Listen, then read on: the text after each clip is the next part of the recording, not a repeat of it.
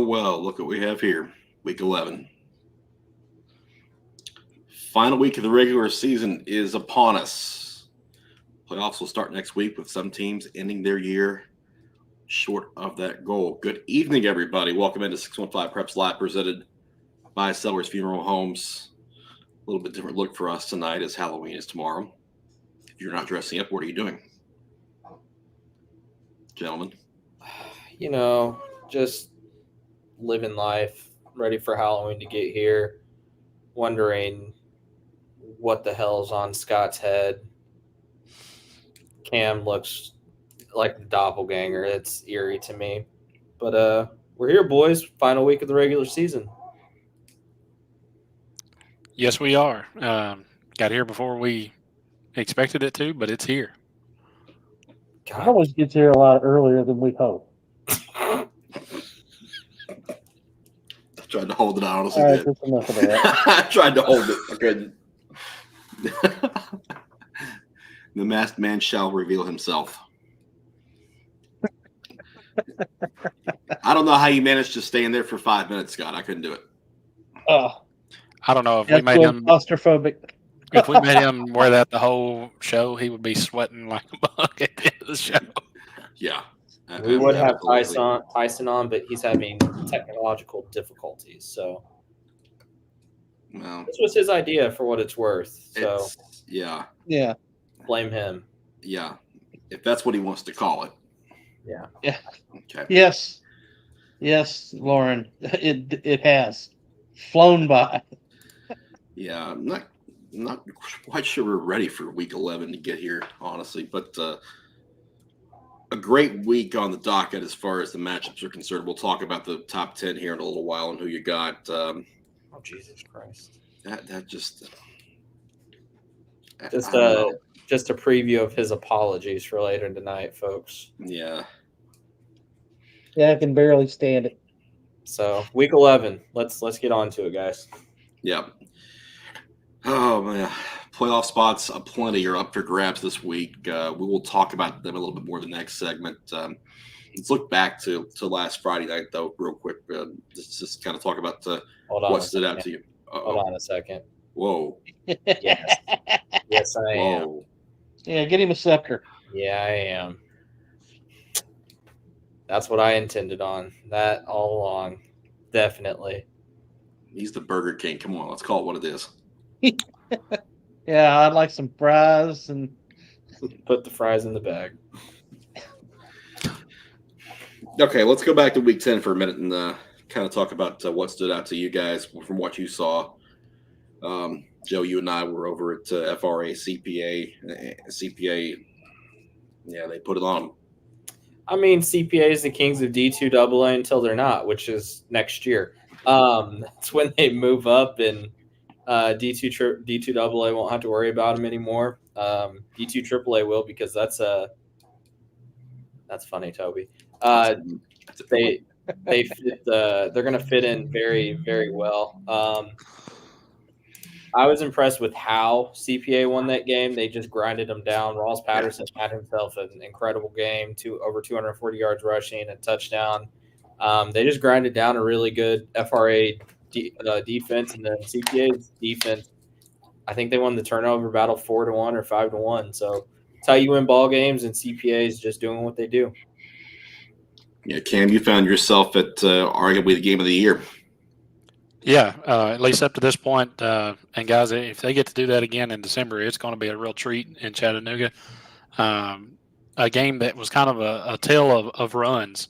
Oakland started off really, really hot, got up 14-0 midway through the first quarter, and it looked like Oakland was about to blitz them. But Ravenwood was able to settle in. Really, the play of the game, in my opinion, Oakland's driving in to go up 21-0 in that first quarter, and Donovan Starr comes up and puts his helmet right on the football, and that's a big turnover for Ravenwood. 2 plays later, they hit a 74-yard touchdown pass, make it 14-7, and the game was on from there. And it was a game that went back and forth. DeJuan Morris for Oakland did go down with a upper body injury going into the second half. They think he may be back this week. Not for sure on that one. Probably find out tomorrow at about 7 o'clock if I had to guess the way that works. But yeah, and late in the game, TT Hill goes down with a wrist injury. Not sure on his abilities this week to play, but Ravenwood really showed that they are a true state championship favorite at this point. They're not a contender. Yeah, I hope they get to do it again, honestly. Scott, I'll leave it in your hands now. One thing that really stood out to me was just how blessed we are with good quarterback play in the mid-state. I mean, Andre Adams had a banner week running and throwing the ball. Joseph Derrick, I know we'll get to some of these guys in Player of the Week, but we had a numerous passers that exceeded 300 yards and multiple touchdowns.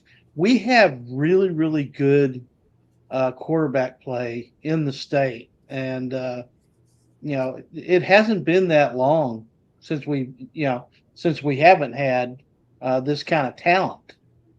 And don't get me wrong, as those get better, you get to see more good defensive play. So the quality of football that we have in the mid-state right now rivals just about anybody out there.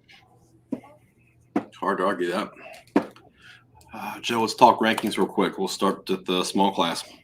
Yeah, no real changes. You could argue, I had people say, well, Westmoreland lost to Portland. Yeah, they lost to Portland on the road by 2. They were a 2-point conversion away from this game being tied.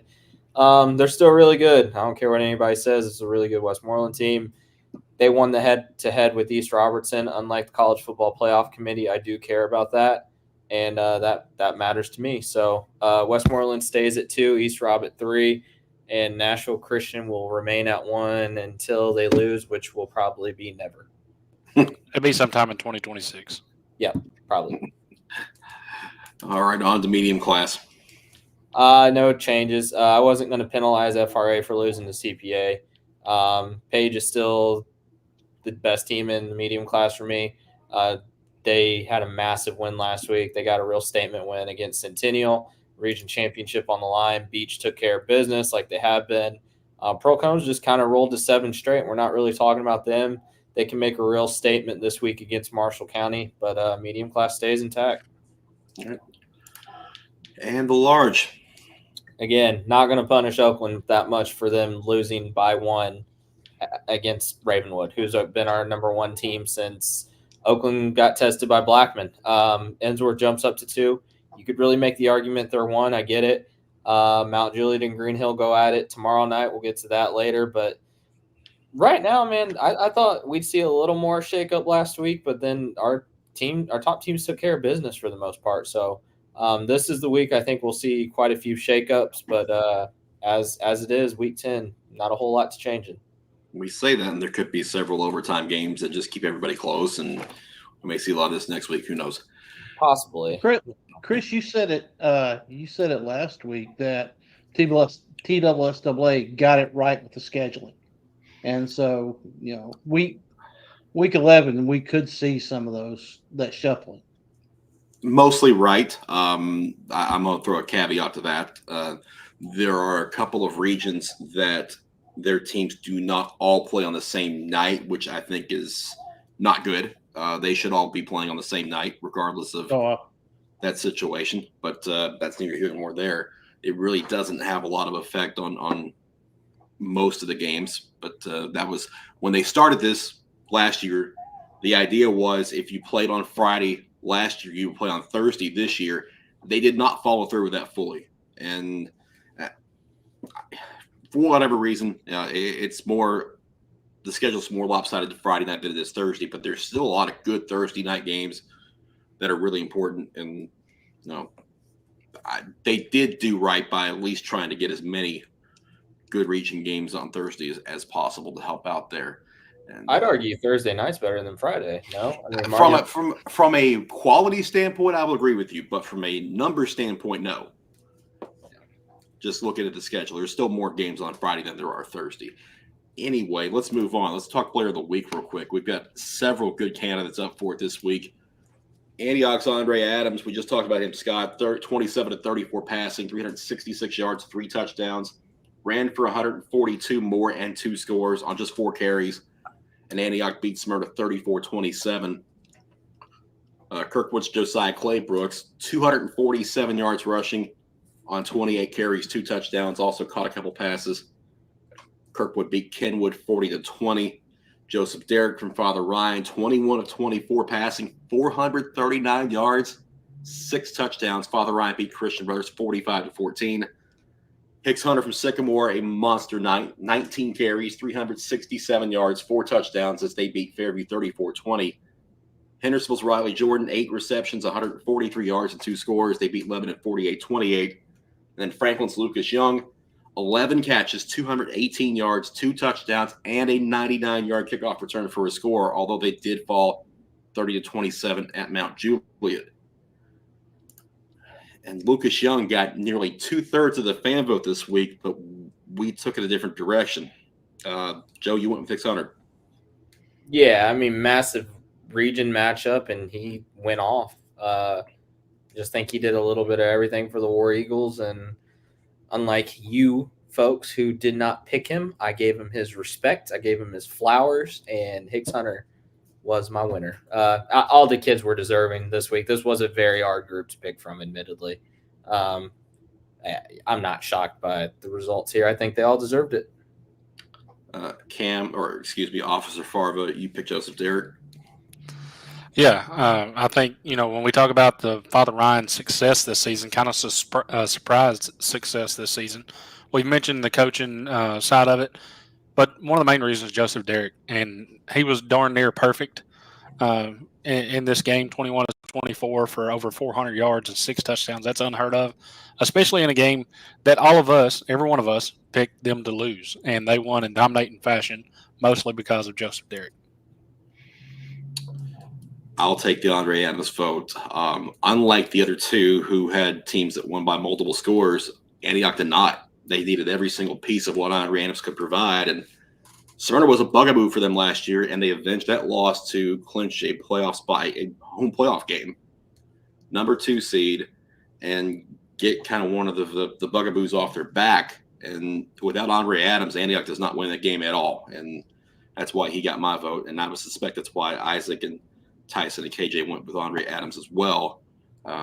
With 4 votes, it is going to be Andre Adams who wins our Player of the Week, presented by Sellers Funeral Homes for week number 10. And on to Line of the Week, also brought to you by Sellers Funeral Homes. The 5 for this week, Clarksville's defense that held Rossview to 133 yards in that 17-7 win. Kirkwood's offense that had 434 yards of total offense, 313 on the ground, 121 passing in the win over Kenwood. Liberty Creek's offense, 310 yards of offense, but all of it on the ground in that 33-28 win at Maplewood. Nashville Christian's defense picked up a shutout, 53-0 over Clarksville Academy, 79 yards of offense allowed, 2 sacks and a fumble recovery.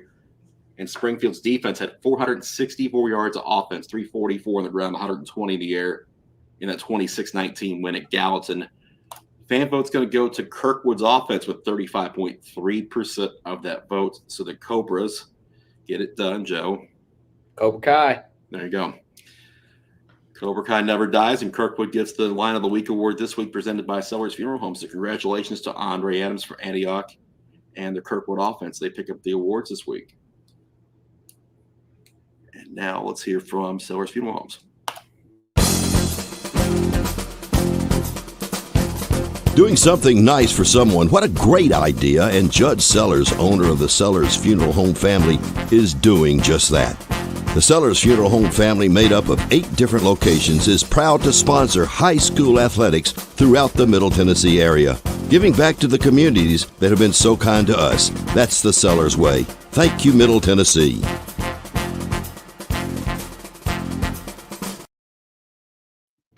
And we come back to number 5. One Maverick has joined us. I respect it. It's good. It's good, Penguin. Not bad. Not bad. Had I had time this week to go to the costume store, I would have gotten a Cobra Kai gi. That was the whole plan, and then the last couple nights have just gone to hell. So Yeah. Yeah. Oh well. Yeah.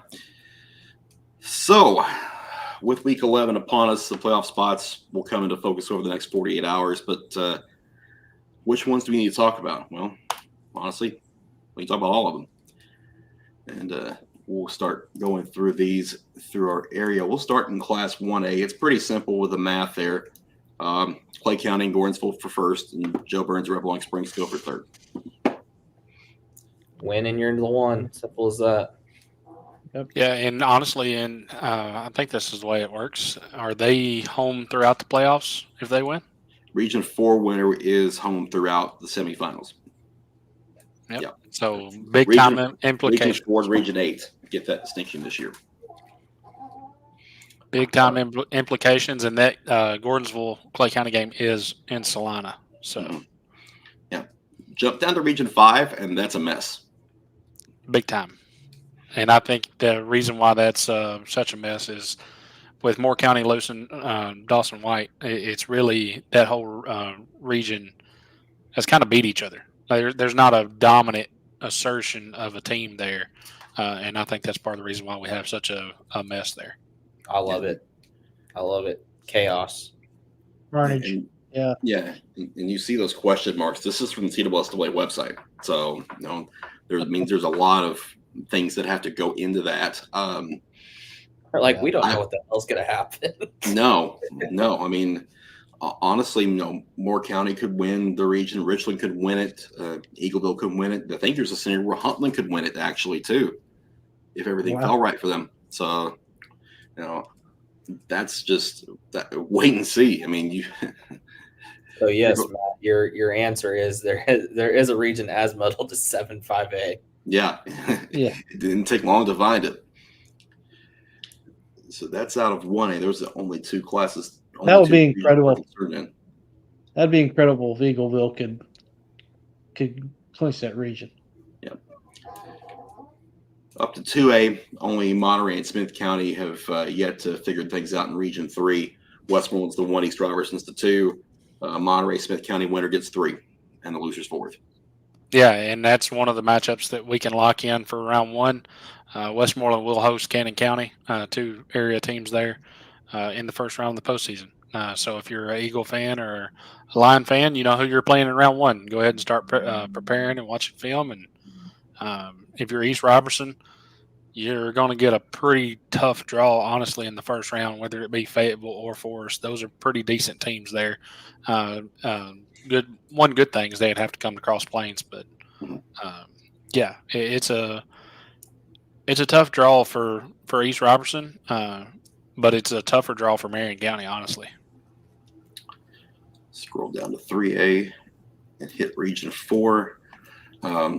Watertown's in a win or else situation. They have to win or else they're not going to make the playoffs. They would be the 3 seed if they do.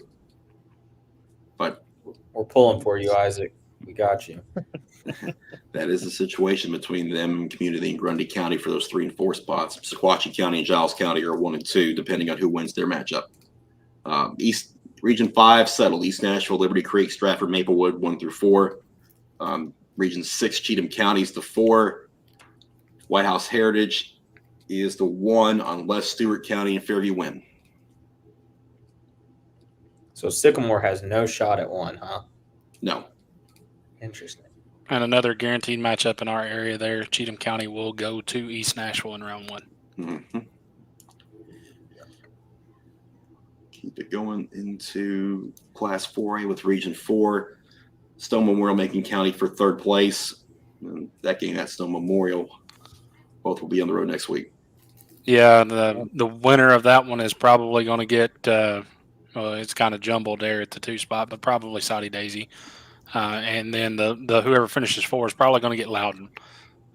So you'd prefer to finish third, even though you would have to play Upperman in the second round. Yeah. You have to go up there anyway at some point. Exactly. Right. Region 5, it's all about Marshall County and Portland for the title and second place. Station Camp is your 3 seed. Creekwood and White House are playing for 4th. Yeah, what a turnaround for Station Camp. A team that I think they started 0-6. And they won 3 really important region games in a row to get that 3 spot. And then 2 teams that's kind of done the opposite of that in Creekwood and White House, 2 teams that kind of got pretty good starts. And then as their season went on, they've kind of tapered off a little bit. They're in a win in the end game come Friday night, and that's 2 teams that play a very similar style of play, and that should be a pretty tight ball game come Friday night. Yeah, that Creekwood White House game, that should be one heck of a battle, and that's gonna sting for the loser of that game. Scroll on down to 5A. On to regions 5 and 6. 6 is where we're concerned with. Page and Nolensville battle for 1 and 2. Hillsborough and Centennial go for 3 and 4. I'm going to go out on a limb here, guys. I think scenario 3 is what happens. Just a hot take. Yeah, and it sets up, honestly, if we get Page and Tullahoma or Page and Columbia in round 1, that's a pretty decent round 1 matchup, honestly. I mean, I know Page would be heavily favored no matter who they play, really. But that's a pretty good draw for a round 1 game. Yeah, Hillsborough, Shelbyville would be a good one. I mean, Centennial's a dangerous 3 seed out of this region, guys. I mean, if Shelbyville drops to the 2 and Centennial's there at 3, that's going to be a pretty solid game right there. And I'll just go ahead and put this out there. I know, Joe, you probably have heard his name, but he's just outside of our coverage area at Lincoln County. Brett Dobbs should be up for Mr. Football. What he's been able to do for that Falcon team this year, but they have to give him the football. And I think when it gets time in the postseason, he's going to get 25 or 30 touches. And, it's going to take a good defensive performance by who they're going against to shut him down. Move down just a little bit to cover 7 and 8, where Beach is already the 1 seed. Hendersonville, the likely 2 unless Henry County wins. At that point, if Hendersonville wins, there's several different ways that could shake out. Yeah, if you're a Portland fan, you're hoping scenario 2 happens here. Yeah, that would be ideal for the Panthers. But how about Portland, man? They go from that heartbreak a couple weeks ago to now. I mean, you're rooting for Hendersonville. As crazy as that sounds, isn't it ironic? To be fair, it wasn't Hendersonville's fault. No. No. Refs messed that up. But and that's pretty simple, right? If Portland wins and Hendersonville wins, Portland is for sure in, regardless of what happens in the Beach game. Yes, but it could factor into their seeding. Yeah. Right. If Springfield wins, they take the 3 away from Portland, who goes to 4th. If Beach wins, Portland would be the 3. Yeah, it's amazing. There's a scenario where Springfield could be out. That second scenario, if Portland wins, and that would be by 1 point loss to Henry County. Yep. Yeah. And that's unfortunately, that's kind of been the story of Springfield's season. Yeah, when we talked about this region, that a good team was going to miss the postseason here, and it depends on how it shakes out as to which one's going to miss. 6A breaks down a few different ways in Region 3. Really, Oakland Riverdale is simple. A lot of this hinges on Blackman or not Blackman, but Rockvale and Siegel. yeah, that's a lot of scenarios. I didn't realize that, but yeah, I mean, we're really, if you're the 4-6A region champ, I mean, we'll get into it here in a bit. You are really banking on Blackman being the 3 seed in the 3-6A region. You got to win tomorrow Yeah. night. You do not want to play Blackman in the first round. Yeah, I mean, Right. think about that for a treat coming off trick or treat. You win a big rivalry game for the region championship, and then you get Archie Roseman and Marcus Cameron and a Blaze team that really would have won or finished second in a lot of these other regions. So you're telling me basically the loser of the game tomorrow is Charlie Brown. I got a rock. I think they both could win that. It's just such a brutal. I mean, Blackman as the 3 seed's crazy because that's a really good team. What Riverdale's the only team that's really kind of beaten them to an extent. Like that game got out of hand late, but yeah. But I mean, honestly, I was at that game, and it's the same thing that kind of cost them the Oakland game. Honestly, they look like a young football team. It is what it is. They're committing too many penalties in those games. They're turning the ball over a couple times in those games, and you can't do that and win those big games. Now, if they don't turn the ball over, they probably beat Oakland, right? If they don't commit 10, they had roughly 10 penalties in the first half against Riverdale. Yeah. If they don't do that, then who knows how that game turns out. No, Region 4 is all about obviously the Mayor's Cup for 1 and 2, and then Gallatin and Lebanon for survival. Cookeville just chilling there as the 3 seed. Yeah. Well, Gallatin, Lebanon, as much history as there is between those two schools, to play once again for just to try to stay in and live for one more week, that is tremendous. That's going to be, what is it? Just a whole lot of hate. A whole lot of hate in this region with those 2 games. Yeah. Yeah. Whole lot of hating going on. Let's see. Region 5, Cane Ridge, Smyrna is for 3rd place. Stewart's Creek and Antioch are locked in. How about the Red Hawks though? Never won a region title. Won the 2 biggest games ever in school history. First, I mean, you got to feel good for them. My cat decided to just run across the screen. Thanks, Tara. Antioch there sitting at the 2 after a big win last week, and they'll get to play Franklin. Yep, that's another set in stone matchup, and that's a dandy. Yeah. In Region 6, Brentwood, Ravenwood, winner takes the region title. Loser is going to be 2nd. Indian Summit is an elimination game. Tyson, this region, you know all about it. Yeah. Talk to me a little bit about it. Obviously, we know Brentwood, Ravenwood, one of the biggest rivalries in the state. Just like last year, it's a region championship. One team is going to be undefeated in the region. One team's going to have 1 loss. And that's just how it is.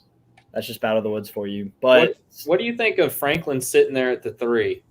I think that's a big win for Franklin, honestly. Like, yeah, you're only the 3 seed, but you just came off a 2-8 season that ended and you also came off a 22-game losing streak. And for some reason, you made a documentary about it. But like you're in the playoffs for the first time in 4 years. Last time they're in the playoffs was my freshman year. But really, like Indy Summit, like that's a rivalry game. But like, it's not like Brentwood Ravenwood where they're competing for the region championship. Like Brentwood and Ravenwood are both safe. They're both hosting a playoff game. Indy Summit, they're fighting for their lives.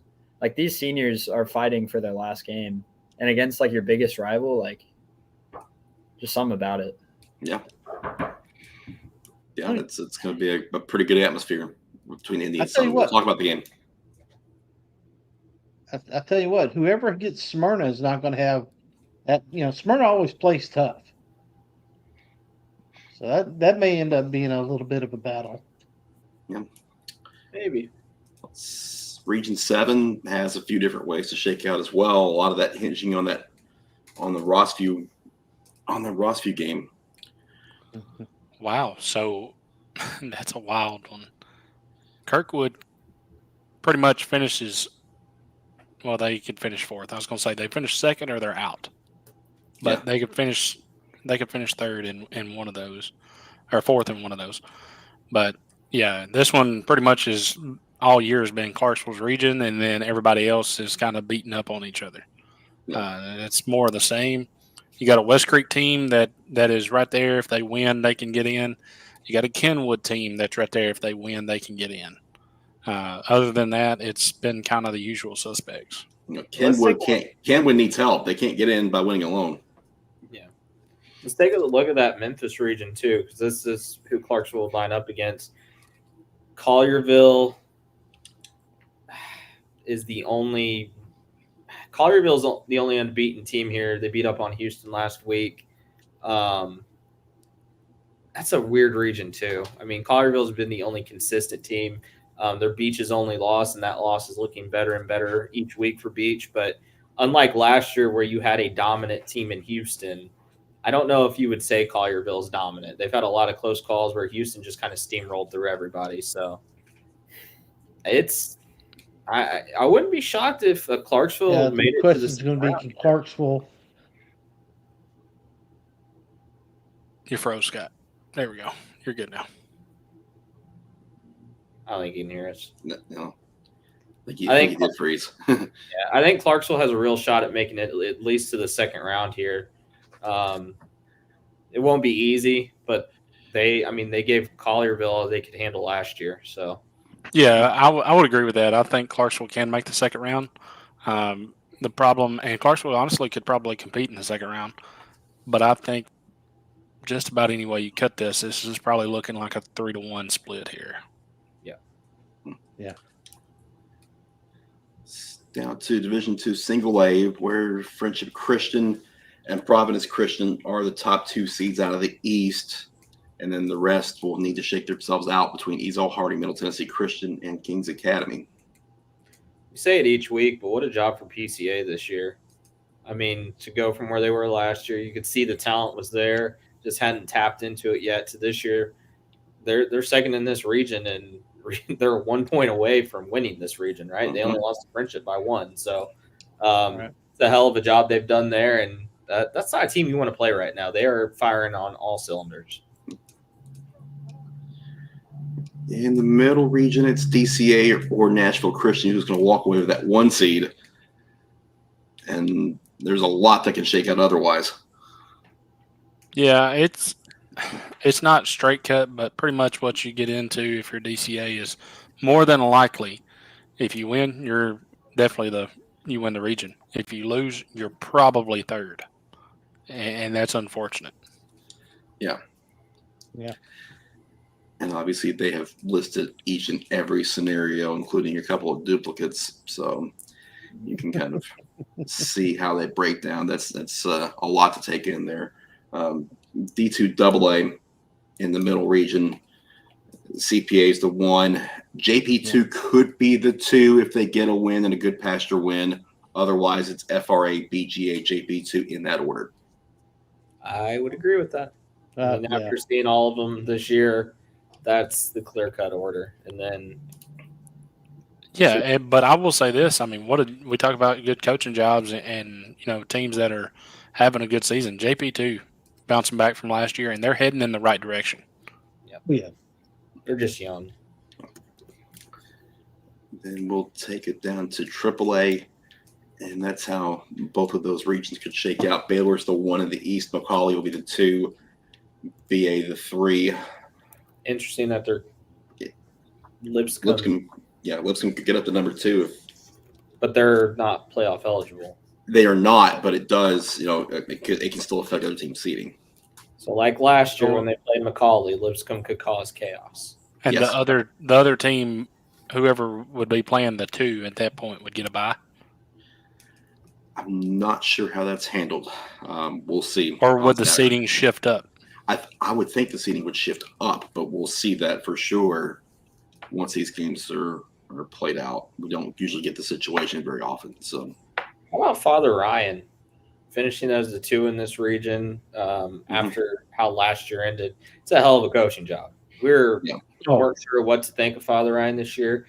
They're really the only team that's really tested Innsworth it's a great team. Their only bad loss, I guess, is to McCauley. They got blown out in that game, but outside of that, Fighting Irish they've represented well. And I may be wrong, but I think they actually played McCauley after McCauley took a pretty good beat down from They Baylor. did. Yep. So they didn't get the regular McCauley. No. They got the incredible Hulk McCauley. Yeah, you're right, Joe. That's a coach who's not often talked about prime record. I do have a question. Obviously, like I'm not 100% on how the private school playoffs work, but with Lipscomb Academy's bowl ban or postseason ban, like what does happen? Like, does the team they play just get a bye, or? That's kind of what we were just talking about. Yeah. This is kind of we're in uncharted territory, kind of. Yeah. Okay. To a certain extent. Yeah, especially with this particular bracket, with everybody getting in, how they're going to do that. It'll be a 10-team bracket. It just depends on how they are going to adjust the seeds. We will see when that gets released on Saturday morning. It's unusual, and Lipscomb could cause chaos and leave a trail of destruction in their path while they go off and play an 11th game next week. Yeah. But we will see Saturday when those brackets come out.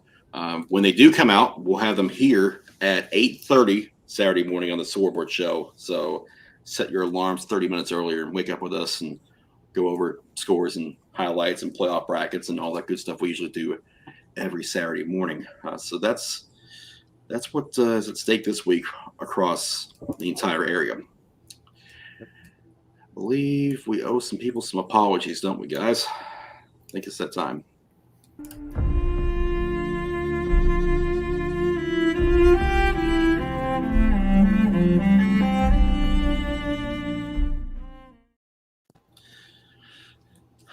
Who would like to go first before I start calling people? I think Scott should go first.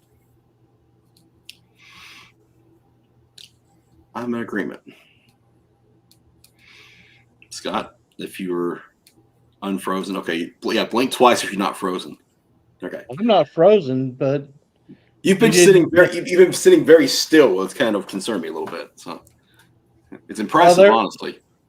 So you didn't. So what you're saying is you didn't get my video.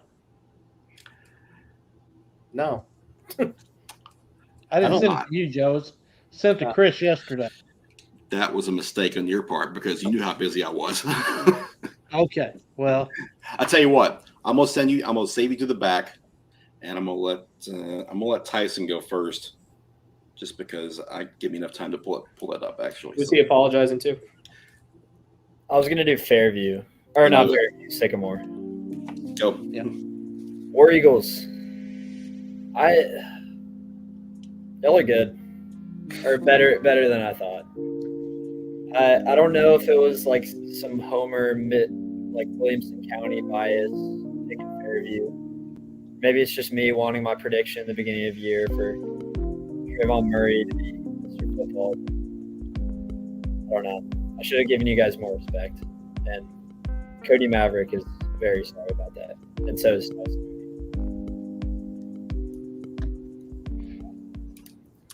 Nice use of the alter ego there, Cody. Officer Farva, Carl Ramrod, you're up. Yeah. I say it all the time about Oakland. To be the man, you got to beat the man. Well, Ravenwood, you did it. You are the man.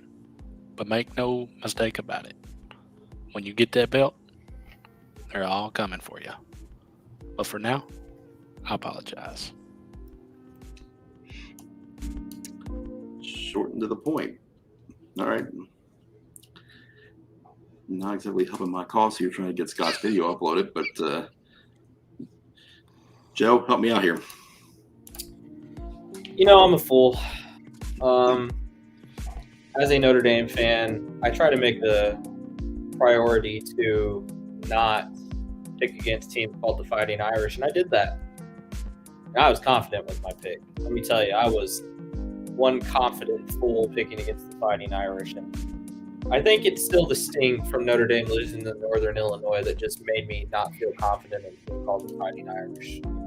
But Father Ryan, you guys did the job. Joseph Derrick, I want to apologize to you personally. You had a hell of a game. You put up video game-like numbers, and I'm proud of you. Keep on tearing it up, and Fighting Irish Nation, I am truly, truly sorry. Wow. I felt that here and here. Yeah, I did too. Just had to mention you're a Notre Dame fan. You just had to mention you go to Brentwood. Oh yeah. Fair play. Fair play. I want to address this real quick. We're testing the theory this week. Cam will be at Beach, FYI. That's right. And Joe, thank you for your lengthier apology that gave me enough time to do this. The mail's Man. out. I hear the dogs barking the mailman again. They sent me something. Huh. It's Mount Juliet. I guess they weren't as mad I picked against them last week. I hope they understand it. Really wasn't anything personal. It's like a letter. Greetings, Scott.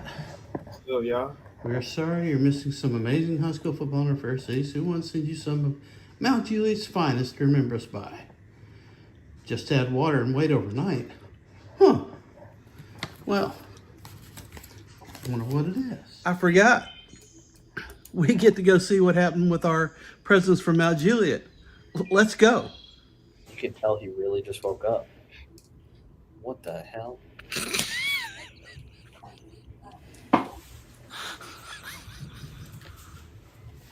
God, that.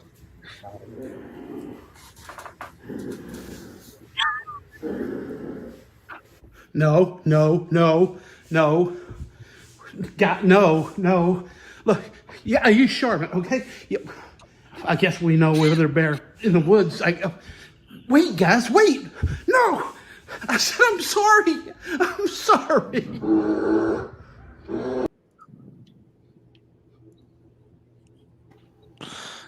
The bear huffing as he was walking in was priceless. I hated every second of that. Hated it. Yeah. Oh, excuse me. Market zero. Next frame. But by the way, You want better video? You got up my budget, okay? Yeah. I should have just left that alone. Oh, you didn't even see the end of it. Okay. I'm thankful for that. Thankful for that. No. The part where he says, "I use Charmin."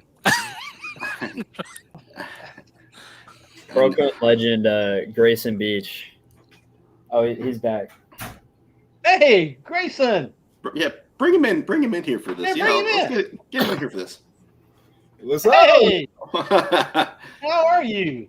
I'm doing well. How about y'all? All right, man. We're doing All right, man. great. Good to see you. Yeah, a little cameo appearance. Yeah. This is a canon event, ain't Yeah. Absolutely. Well, how's things for you up there in Clarksville? it? I mean, it's going good. I'm redshirting this year, though. Mm-hmm. All right. Yeah, that's good to hear from you, though.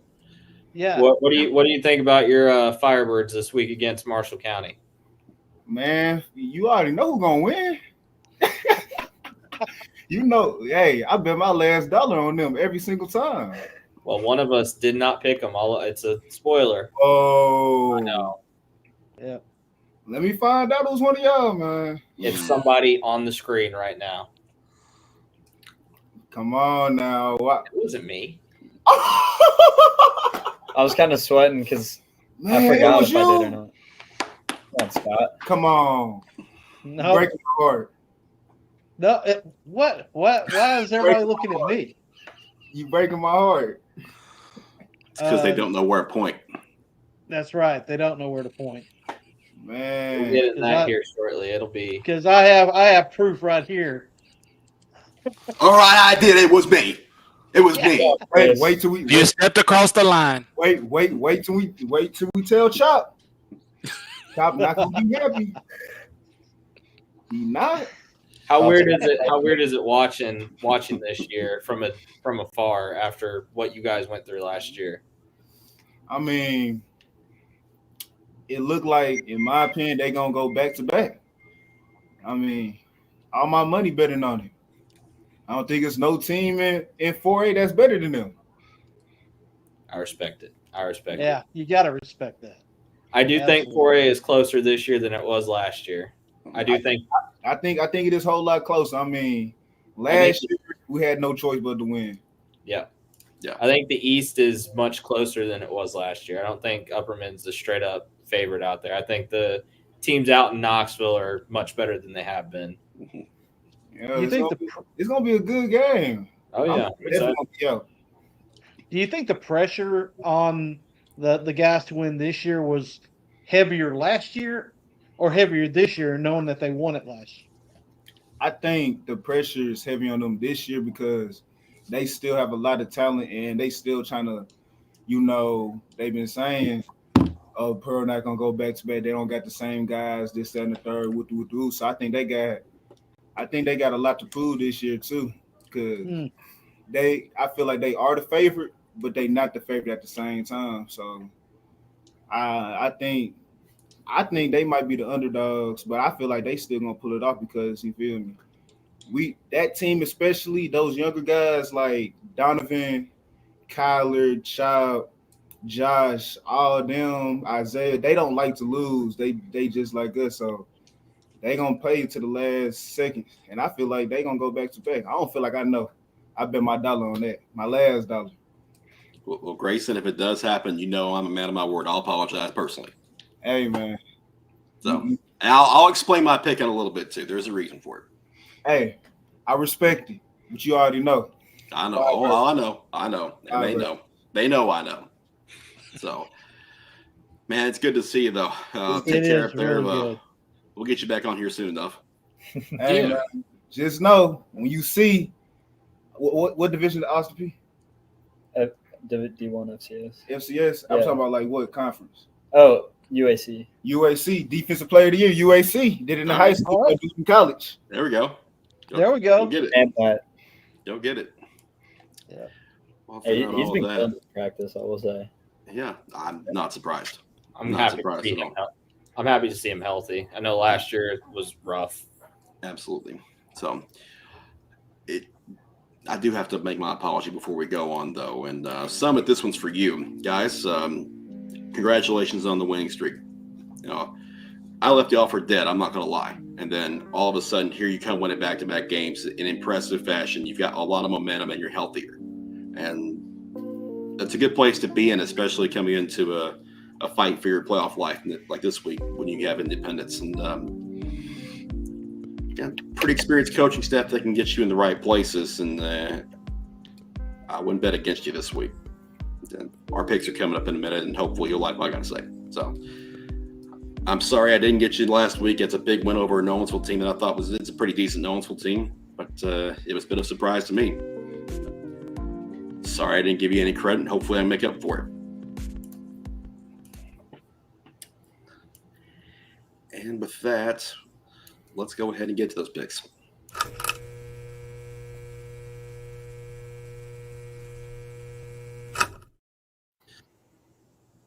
Well, look here. Chris, if you're talking, you can't hear you. Yeah, I'm not happy about being in third place right now. I'm not happy that this wannabe cop is tied with me right now. Friggin' look. Car Ramrod. Look, he's a fake. He's a phony. There are teams, you know who you are. I'm not happy with you. I didn't pick wrong. You just lost. That's how it rolls. Yeah, I'm not happy I had the best record last week, and I'm still third to last. Well, Hey, you're closing in on that 80% mark, though. Hey, I got a long hill to climb, pun intended. Bad pun intended. Oh my goodness! I I'm still above the 80% mark, so I just got to stay there. Hey, it's not a bad goal. On with the picks. We'll start with Oakland Riverdale. Battle of the Borough.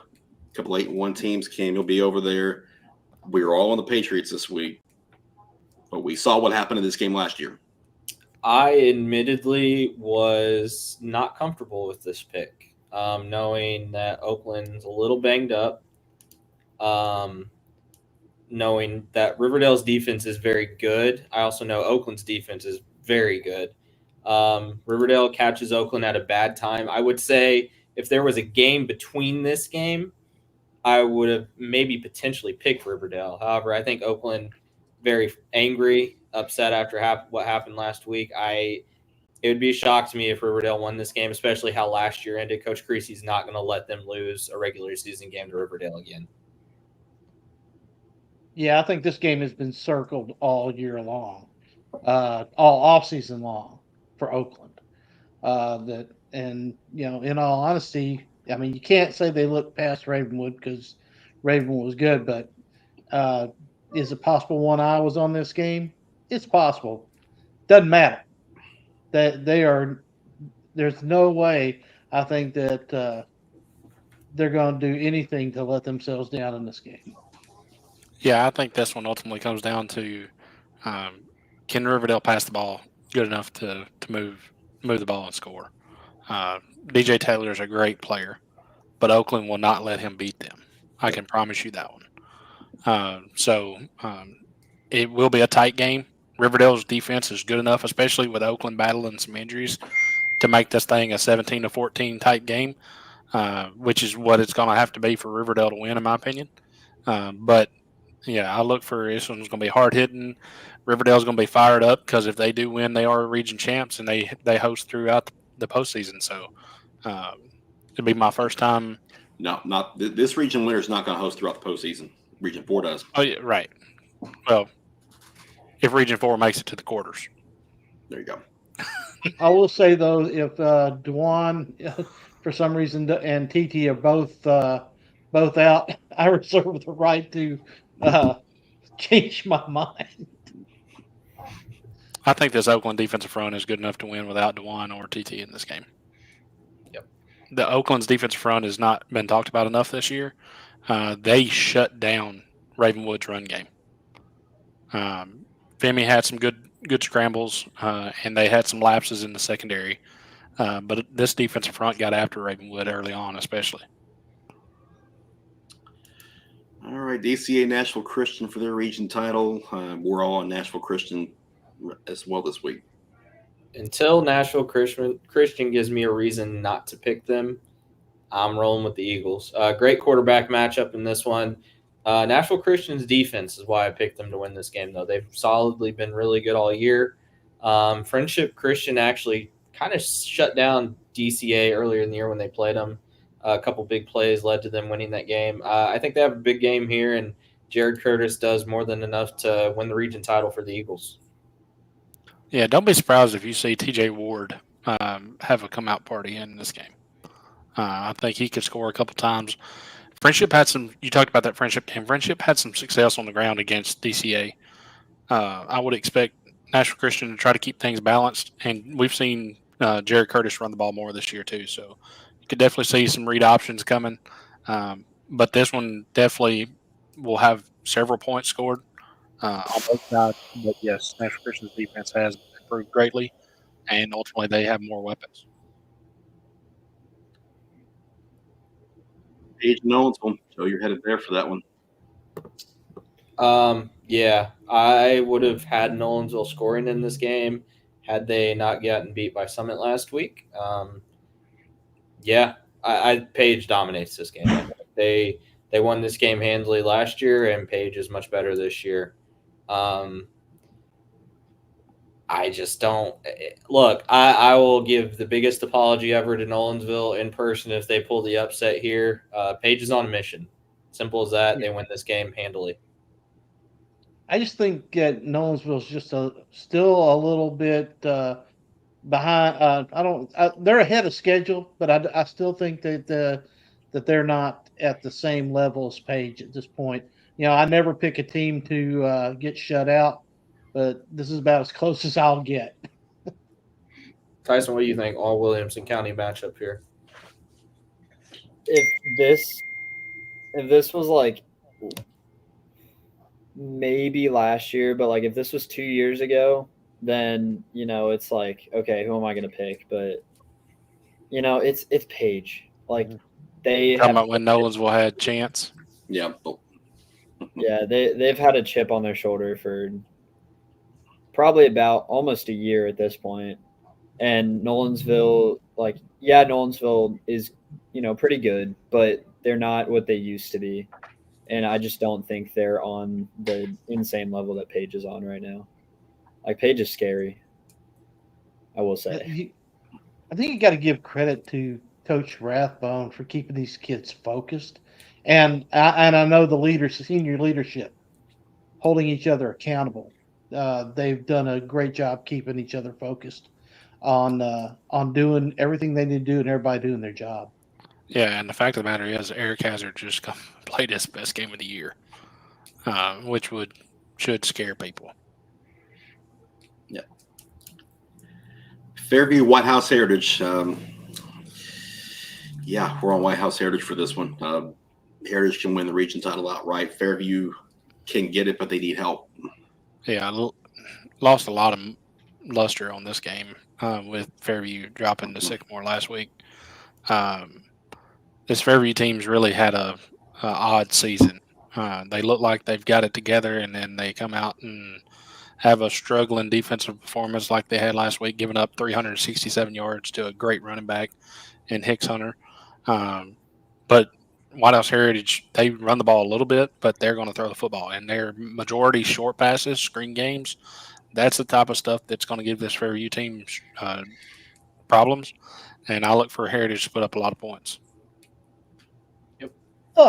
I thought the Patriots earlier in the year would win this game just simply because their offense is better. And this is before the Fairview started having their offensive struggles. Now that they've not seemed to be able to overcome those struggles, and White House Heritage is still putting up video game type numbers, I just think the Patriots just have way too much firepower. Should answer this question too. We don't know yet. Sometime in the postseason, because we have our fingers crossed. Yeah, we think White House Heritage makes a good little run. They got the talent there. Procona, Marshall County, and as I explained to Grayson, I will explain my pick. Home field advantage, plain and simple. I think these two teams are going to play twice, and I think Procona will win the second one. But Marshall County's got a little chip on their shoulder too. They feel a little bit disrespected, even though they're 9-0. I hated this pick. I hate it, but I think it's necessary if I'm going to try to catch you guys. That's fair. I do think this goes either way. Marshall County maybe hasn't played at their non-region schedule wasn't as tough as Pearl's. Pearl played NBA, who don't look at the record. That's a really good Big Red team. They came back against CPA. CPA is arguably one of the top 4 or 5 teams in the state. They've made a comeback and nearly. You and I saw that in person. That was week 2. Yeah. Pearl's only gotten better since then. Javion Kennard, he's tearing it up. There's a reason I said he's going to be Mr. Football. I fully believe it. Do not kick to him. I don't know why teams are kicking to him. Do not kick to him. It's stupid. It's like kicking to Devin Hester. But I think LJ Funk's the difference here. He's had solidly a really good year. He's gotten better and better each week. Pearl's young guys are standing out. I think it's a shootout, and I think they get a score late, Javion maybe, and they win this game. But I could see it going either way. Marshall County is a very, very good team. Yeah, I agree. Shootout, definitely all the way. However, I'm going to say that the Firebird secondary gets a key interception against a guy that has not turned the ball over hardly at all this year, and Tyler Thompson, and that swings this game late in favor of the Firebirds. I think Tyler Thompson is making a Mr. Football push here, but again, I'm going to agree with you, Joe. I think Javion Kennard becomes the difference in this game. I think offensively, these teams It's a shootout. But at some point, Javion Kennard is going to take a punt or he's going to take a kick back, and that's going to be the difference.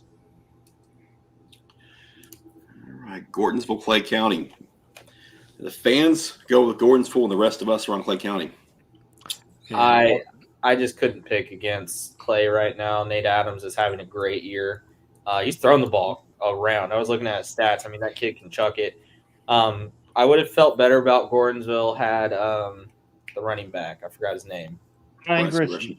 Yeah, if he was healthy, he has been out. Gordonsville put up a lot of points last week, and they fell to a really good Bledsoe County team.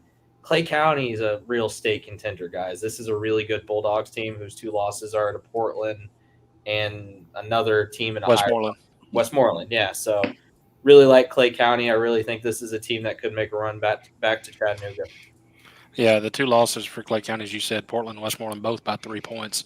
Clay County also has the best win out of the 2 teams, a 50-30 win over York. And York is, I don't know if y'all can hear that or not.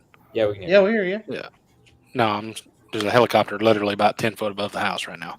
But York is a team that's probably going to be in the semifinals against, whoever makes it out of that Westmoreland and East Robertson and Marion County deal. But this Clay County team's good. I think Gordonsville's better up front, but I think with the injuries and Jay Foster's banged up to start the year, he's not really found his groove yet. I just think this Clay County team has been playing better ball as of late, but don't be surprised if the Tigers find a way to win this one. Small class football, Tyson. What do you think? I mean, I don't know. I've always had the vibe that Gordonsville was good after they beat up on Westmoreland week 1.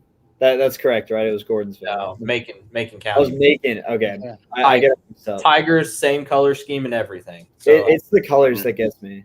Yeah, that's fair. I deeply apologize, Gordonsville and Macon. I don't know. I had football, man. I had an hour to get these picks in. I saw y'all picked Clay County. I didn't even do my research. I respect it. I'm a college student. It's what I do. That's honesty. If you got to do research in other places, to me, it's going to be the defense. I think that you're right, Chris. Our Joe Cam losing Bryson Grissom. He's still their leading rusher, and he only played 5 games. He's also their leading scorer. Only played 5 games. So I think they're going to have to throw to win, and there are 2 young men with the last names Adams that have combined for 11 interceptions on the year for Clay County. One has 6, one has 5. And I think there's your difference right there. Clay County. And one of them is also the quarterback that has really been their cog to their engine. Yep. I think that they've just got their defense is going to play right into what Gordonsville doesn't want to do, which is pass the ball a lot. All right, next up, Gallatin Lebanon. Survival. Yeah, this was a hard one to pick.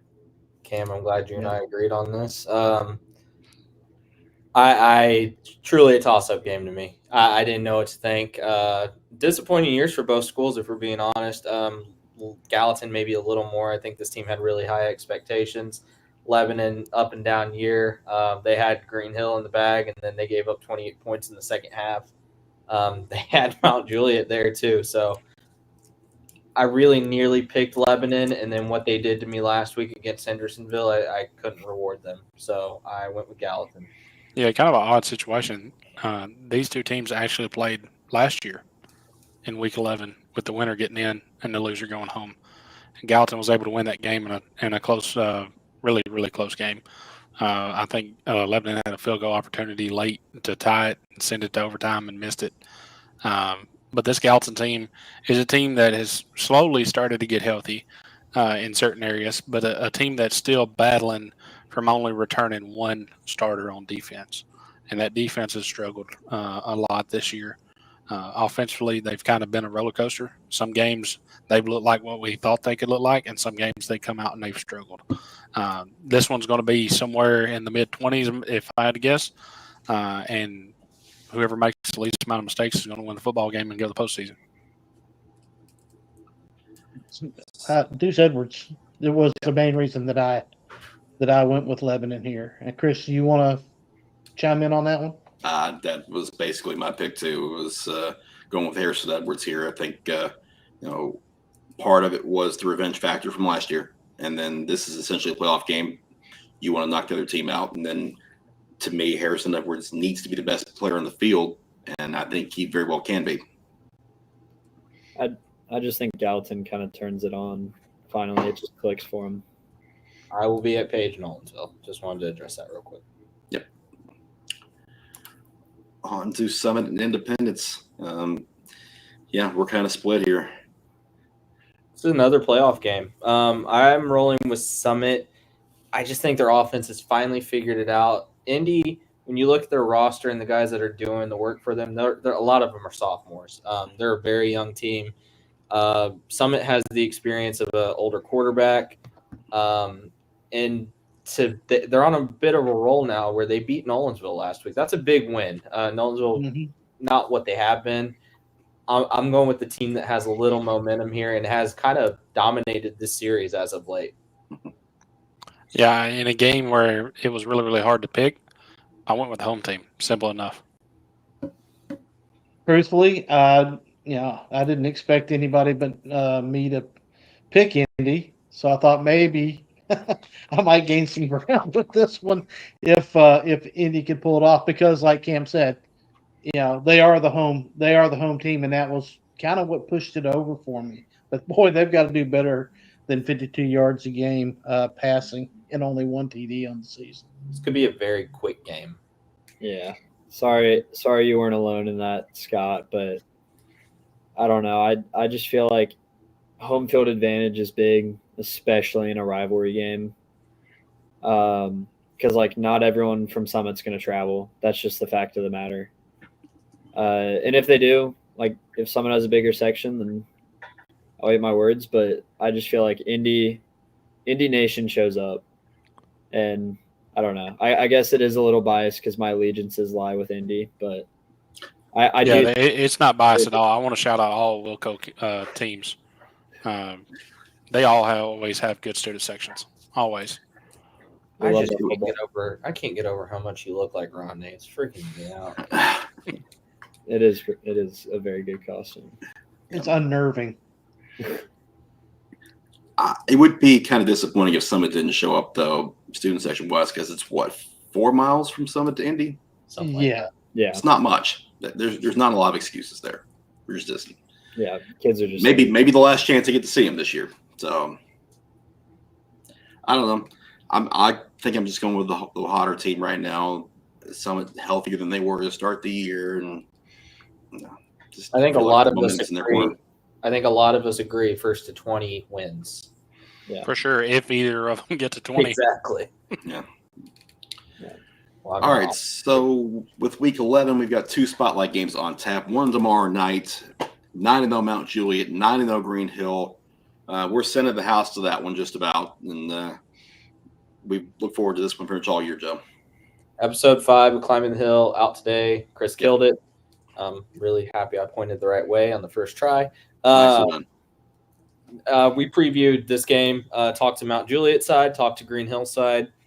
For me, the home team has never won this game. And at some point, that's got to change. Both teams entered this game fairly healthy. The status of Aaron Mattingly up in the air. John Michael Crudup is playing in this game. He didn't play in this game last year. There's no Deuce Edwards on Mount Juliet this time around. I talked with Christian Capozzi on their show Monday. For me, it's going to come down to turnovers. There's something always wacky in this game. 2 years ago, it was Mount Juliet running back the opening kickoff, blocking a field goal. I'm going to roll with Green Hill, and I think it's going to be a hell of a game. I want a little bit of rain, not a whole lot. Make it more dramatic. We're sending the house. It's going to be a lot of fun. Maybe a little bit of rain early, but not late. Exactly. I don't want to see this game decided by wet football. I really don't. No. Right. Thankfully, it's on turf, so we don't have to deal with that kind of stuff. But, special teams is going to be the key for me. Which team has the biggest play in special teams, so that hidden yardage is really important. Set your offense up to succeed with short fields and capitalize on those, and just don't turn the ball over on special teams. That's the thing for me. Yeah. I mean, you said it right there. I've got told you so, Mount Juliet, with a Daniel Echeverria field goal to win the game. This is going to be a dogfight. And the reason why I picked Mount Juliet is, yes, when a team has been focused for as long as they have on Green Hill, and this is talking back in the summer. This ain't week 1 focused. This is, May, June focused. And, the 35-3 being in the weight room. When a team can stay focused enough throughout the season, the last 2 weeks, you've seen them in a dogfight against Lebanon. You've seen them in a dogfight against Franklin last week.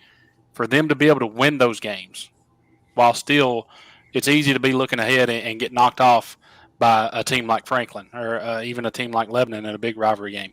For them to still win those games, this team, and I can't remember which one of them said it in the Climbing the Hill episode, this team has really come together. John Michael.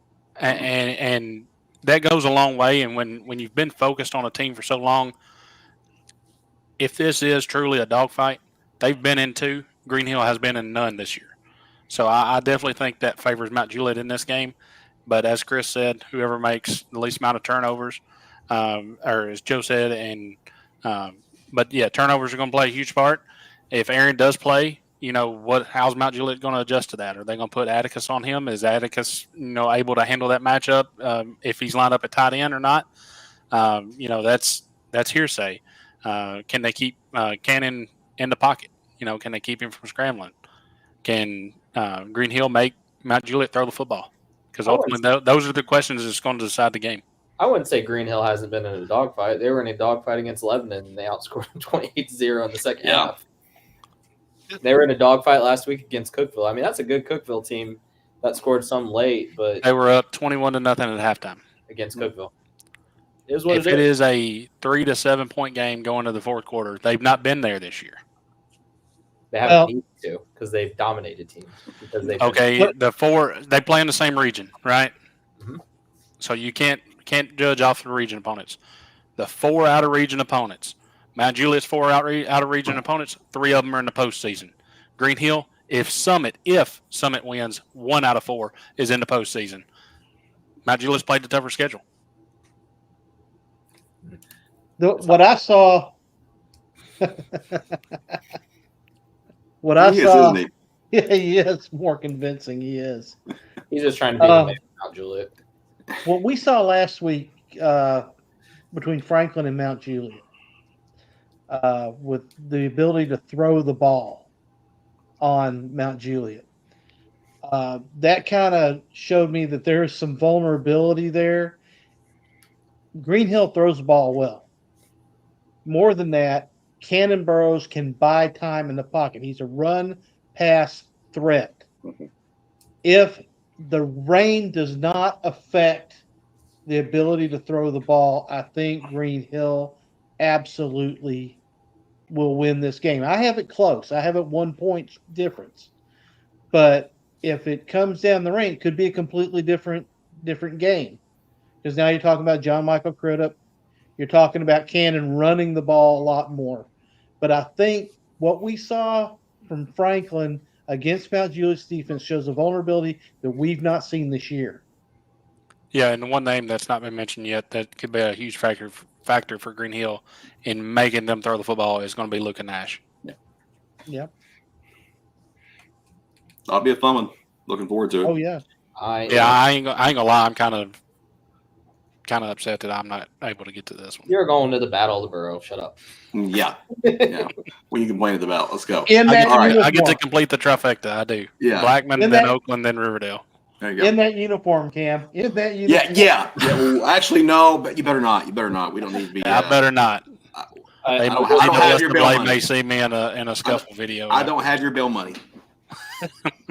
I will say, your officer is serious. So this rivalry has the potential to be one of the best in the state. Like, not in the fact that it's just like a close, hated rivalry. Like, this could end up being like the new Battle of the Woods, the new Battle of the Borough, the new I don't.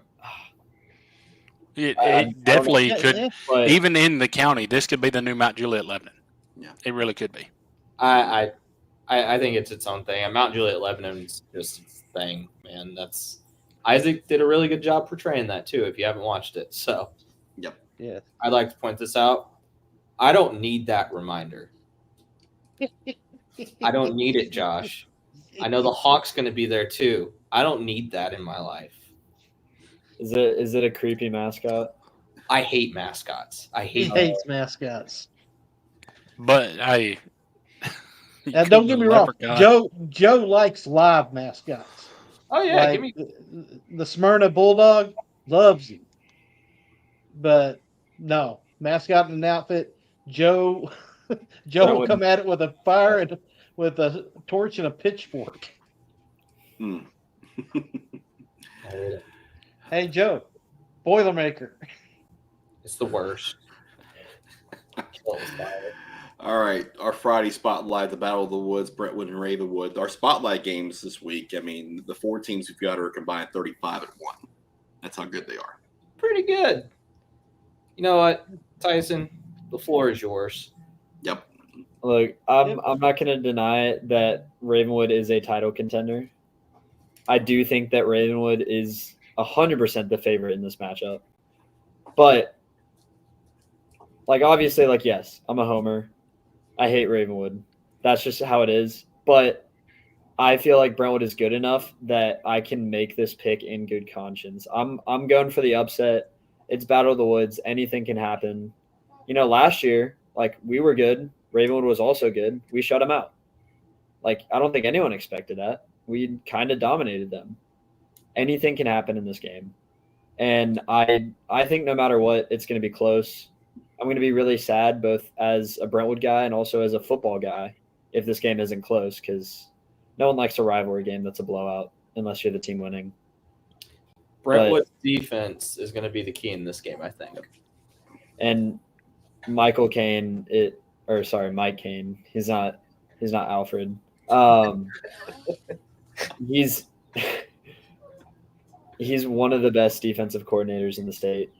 And I feel like he doesn't get as much of the recognition as he deserves, just with all the guys leaving, to still have these guys that he's developed. And like over the last 3-4 years, he's been the DC, like just developing these guys, consistently having a good defense, no matter how many kids leave. Like, I feel like Brentwood, like he's going to, if he wants to, he can go be a head coach somewhere. And I hope he doesn't leave, because, you know, he's the reason that Brentwood has stayed relevant. One of the reasons. But yes, Brentwood's defense is going to be like, because like I don't know really our specifics this year, but I know last year like our run defense is like where we shine, and I feel like if we can shut down Ravenwood's run, and you know make Femi throw the ball, then I think we can be in good business because we got solid secondary. Yeah, Brentwood's defense has not given up more than 16 points this year. That was their loss to Brentwood Academy. Yeah. They have not played an offense quite as prolific as Ravenwood's, I think. Brentwood Academy has solidly gotten better. You mentioned it earlier. Home field advantage is a big thing. It's going to be packed out. You and Chris are going to be there. It's going to be a lot of fun. I'm excited. I picked Ravenwood to win state. I picked Ravenwood to win state, and I was an idiot for picking against them last week. I think the 2-quarterback system has worked. I think the one thing Brentwood has in this contest is they have a Ravenwood team coming off the win of the season, and then you have to go right into the Battle of the Woods. Coach Hester is one of those coaches that will not let his guys get too caught up in that game, though. It is what it is. I think Ravenwood wins this game. If they score less than 28 points, it wouldn't shock me with how good the Brentwood defense is. But give me the Raptors at home. Yeah, it's imperative. Brentwood's got to have a fast start. Mm-hmm. If they don't, if they get down a couple scores, I don't know if they have the offensive firepower to be able to make a comeback. Whereas it's the opposite for Ravenwood. If Ravenwood proved it against Oakland last week, they got down by 14, was able to make the comeback. This Ravenwood team is really dynamic in the way that they can operate with so well with two different quarterbacks. They each bring a little something different to the table, but very similar in the play calling. It's not a complete opposite where if one guy's in, they're running the ball, one guy's in, they're throwing the ball. They both can throw it. They both can run it. And guys, I don't know if y'all have seen Kyle Larkin in person. He is massive. He's a huge, huge offensive lineman.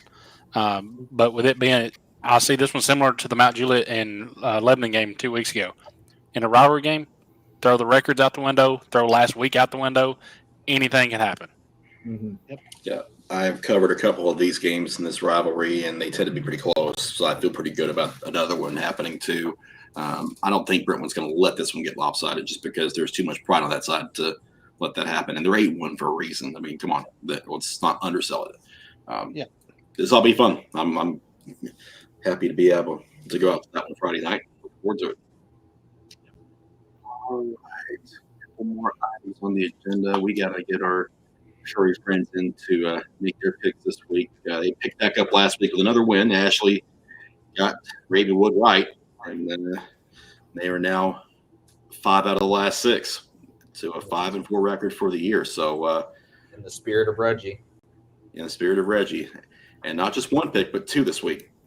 Is a 1.5-year-old, 80-pound Rottweiler who is a lover. She is very sweet and brave. Her favorite game is tug of war, and she, of course, like all Rotties, loves a good treat. She's very gentle.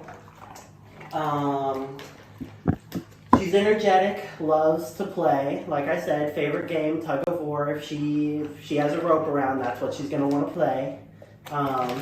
Knows a couple commands like sit. I believe she knows paw. Paw? Paw? Yeah, good girl. Oh, you're such a good girl. Friendly, playful, would make a good dog for someone with slightly older kids. She is big. Don't want her bowling anyone over while she plays. But would be a good family dog.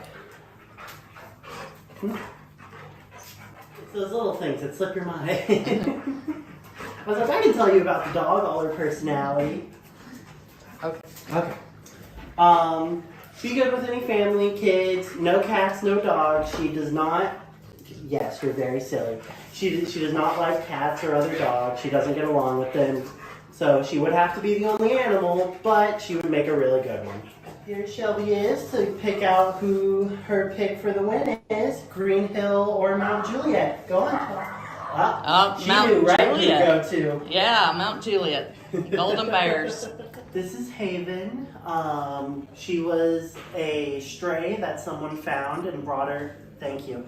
And brought her here.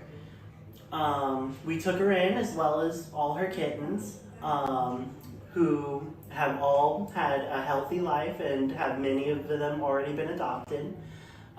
She's very sweet and loving, good around kids, good around other animals as far as we've seen.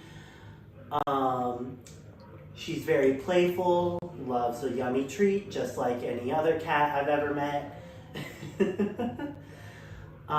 She's about 1.5 years old and just is full of love. That's all she wants to do, whether that was with her babies or one of us here at the shelter. Okay. I have little Haven here ready to make her pick between Ravenwood and Brentwood. What do you think? Let's go find out.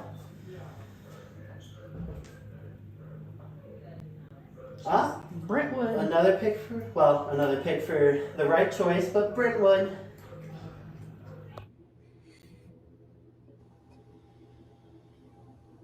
Well, we all knew the streak had to end at some point. Yeah, I did. Both home teams get the nod this week with No. actually Teams. now both away teams get the nod this week. Now Juliet and Brentwood get the picks from our free friends over at the Humane Society of Sumner County, so we'll see how those pan out.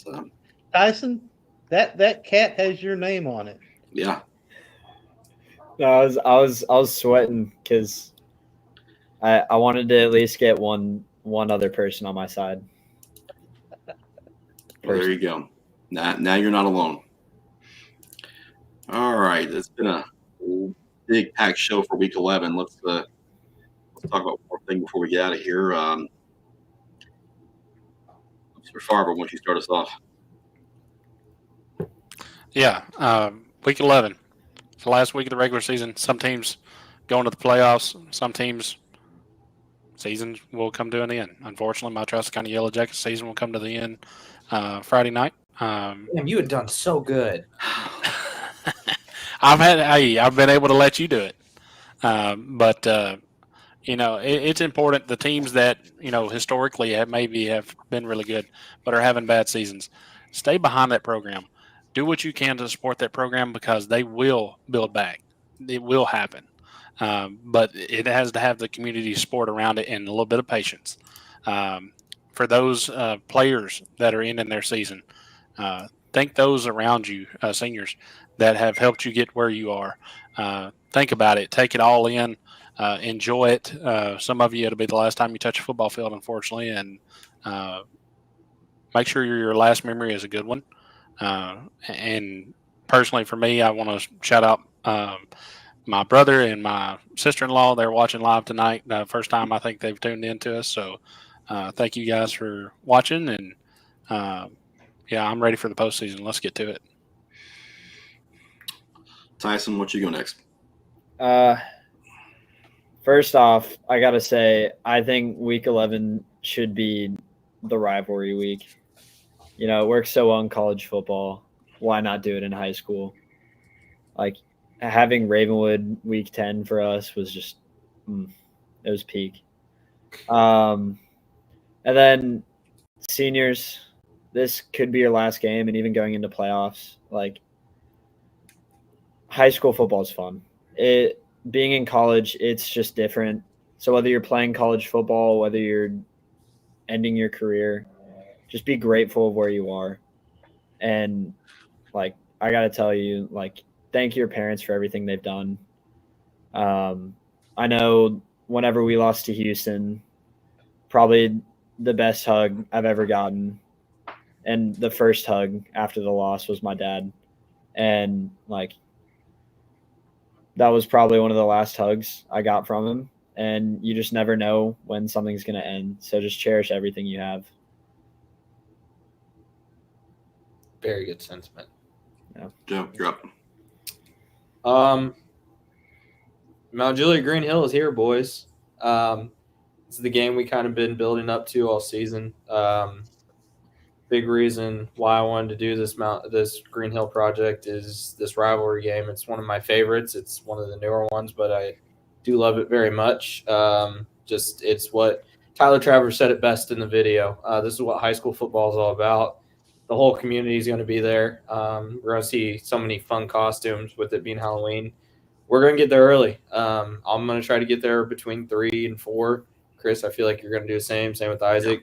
If you see us out there, say hi. Give us hell for our picks. If you're a Mount Juliet fan, I mean, we love it. Again, nothing personal. We got to pick a game. We got to pick a winner. It is what it is, but I'm really excited. Week 11. This is my Christmas. This is my favorite week of the year outside of the Blue Cross Bowl week. And I personally like both those weeks better than Christmas week. So really looking forward to week 11, boys. And let's cap off the regular season in style. Scott, I'm going to switch up a bit. I'm going to piggyback off of that. That project is about Green Hill, but it takes two teams to make a rivalry. And I want to say thank you to the folks over at Mount Juliet for allowing us to get over there and talk to the kids and get some insight on their thoughts coming into tomorrow night, because it's really important to get both sides of that rivalry. It's a great rivalry, and there's a lot of fun in that, and to be able to document both sides of that we're going to be able to do to that extent tomorrow night, really important. And definitely appreciate Coach Trey Perry and them allowing us to get their thoughts and their insights and have a little bit more access than normal. So definitely want to thank them for that. And obviously thanks to the folks at Green Hill for their role in that project this year too. It's been really important. It's been really fun to do. And hopefully we can finish it out in a good way and an enjoyable way, no matter what the result is. Scott, floor is yours. Okay. First of all, I have to thank these guys and our other staff that is not on this show for the great work that they've done this year. They've gone well and beyond. Just look how far they flew once the anchor was off from their feet. So for that, I owe them, a ton of gratitude, and also to you. Those of you viewers that watched, and we would love to get out to every school, trust me. And we have plans to get out to more when we can, just like sometimes situations dictate that we can't. Just life gets in the way, plans change, things of that nature. I would ask you that you go back into our archives on YouTube, rewatch some of the videos that we have. You'll be surprised how many schools that we've been to, and how many schools that we've covered. Considering that, just 5 years ago when Chris and I started up, this was a 2-man operation. We try to grow more and more. So, be patient with us. We do plan to get out to certain schools, but we also need to provide good content for all of our viewers. And again, I can't say I'm grateful to you guys enough. I'm so grateful to Sellers Funeral Homes for supporting us and allowing us to do this. And if you're willing to come on board with us, we're not going to do you wrong. So again, we're at the end of the regular season. I thank you, and enjoy. And that is no joke. We're out of here for this week. Supersized show, 90 minutes here. We're going to do probably 90 minutes on Saturday morning as well. Don't look at that time at the bottom right at the hand corner of the screen. We're going to start at 8:30 Saturday, so set your alarms for that. Thanks to everybody on the screen. Thanks to you for watching. We'll see you tomorrow night, Friday night, Saturday morning. Enjoy the week. Have a lot of fun. Week 11's here. Let's take it all in. Have fun. Enjoy the games. We'll see you Saturday morning. Happy Halloween. Liter of cola. Good night, sweet prince.